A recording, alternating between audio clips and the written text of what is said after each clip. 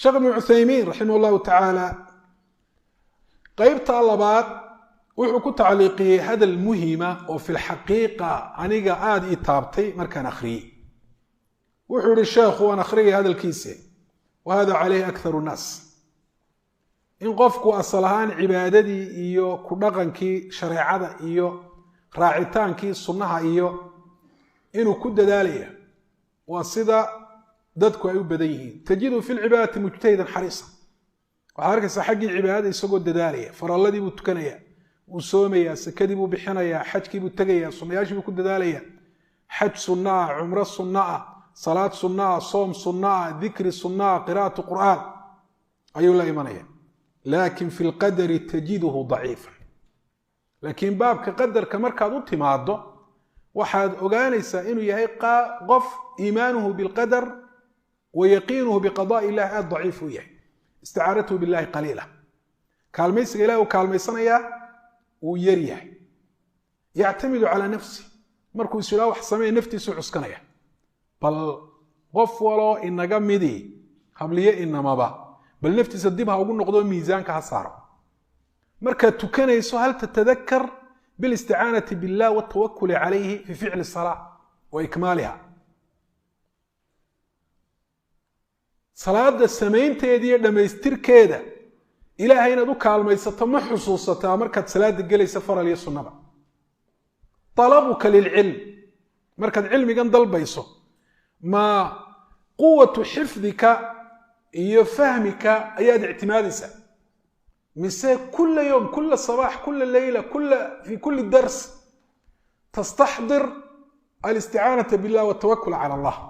ilaahay subxana wa tacala inaad kaalmaysato oo ilaahay aad tala saarato qalbigaaga kusoo xaadirisa.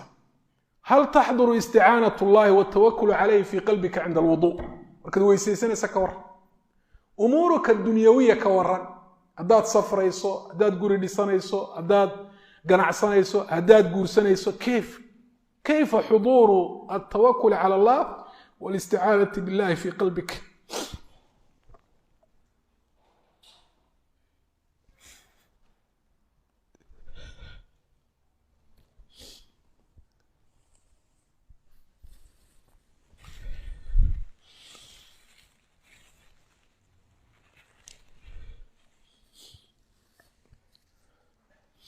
nusuusta iyo adilada aynu akhriyayna tawakulka ka hadlaysa waxaad moodaa inay xayaatadeena nadari ku noqotay, aan tadbiiq lahayn iyo dhaqangelin.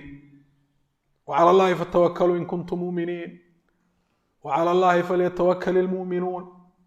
adiladayna amraysa alisticaanata billah, ilaahay subxaana wa tacaala inaynu kaalmaysano.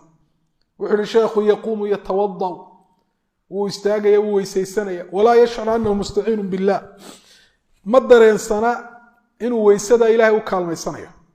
marka waxaa laga yaaba inuu weysadiiba iska daayo, siduu yihi fayusiibhum cinda alcamali min alcajzi walkasali maa yamnacu min alcamal.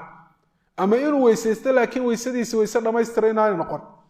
ila weysada lafteedu waa cibaado loo baahan yahay qalbiga in lasoo xaadiriyo, iyada lafteeda lagu khushuuco oo ilaahay lagu xusuusto subxaana wa tacaala. wa annahu in lam yucinhu allahu fainahu laa yastatiicu an yatawada, yacnaa ma dareemaya haddaanu weysadan ilaahay u sahli lahayn oon ugu kaalmayn lahayn inaanu weysaysteynba. kadalika fi salaati wa fi baqiyati alacmaal, waa tusaale un weysadu. fahada huwa aladii calayhi gaalib nnaas, kaas waa ka dadku ay u badan yihiin. fayakunu haulaa anqasa miman qablah, qofka sharcigiina ku camal falaya, ilaahayna kaalmaysanaya subxaana wa tacaala oo tala saaranaya, aqdaarta ilaahay xanuujisaa maray ku dhacdana u sabraya, qofkaasay diintiisu dhammaystiran tahay. lianna aladiina qablahum yastaciinuuna billahi maca qiyaamihim bilcubuudiyati, laakina haulaai min alqismi athaani, kuwan qeybta labaada mujtahiduuna fi lcibaada, cibaadaday ku dadaalayaan, ilaa anahum daciifuuna fi altawakuli walisticaana, laakiin waxay ducafaa ku yihiin tala saaradka ilaahay subxaana wa tacaala iyo kaalmaysigiisa ayay ducafaa ku yihiin. aynu xaqiijino labada maqaamba iyo alabat alcilm, maqaam alcubuudiya walطaaca walistiqaama walxirs cala atacabud, iyo maqaam altawakul cala allah walsabri cala aqdaarihi almu'lima. maqaamaadkaasoo dhan waxaad ka helaysaa iyagoo adilada qur'aan iyo sunne iyo aathaar iyo aqwaal culamaaba wata kitaabka madaarij الsaalikiin fi manaazil iyaaka nacbud wa iyaaka nastaciin libni اlqayim raximah اllahu tacaala